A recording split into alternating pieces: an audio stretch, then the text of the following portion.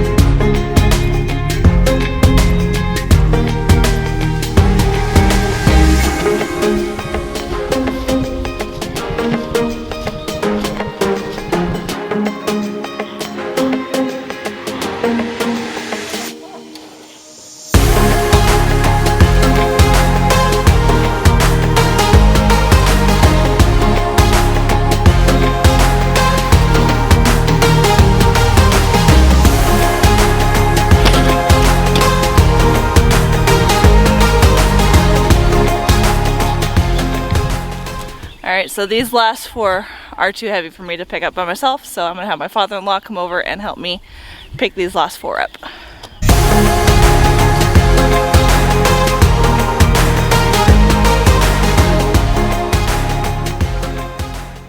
Alright friends, so we are finished. All of the wood has been picked up and put in the barn. Now my friends have somewhere to park when they come to help us on Saturday with processing Mr. Hereford, our pig. So thanks guys for coming by the homestead today. It's not always fun and games on the homestead. A lot of times we just have to get down and work. So I hope you enjoyed this. Don't forget to like, subscribe, share with your friends and family. As always, I hope all is well and have a blessed day.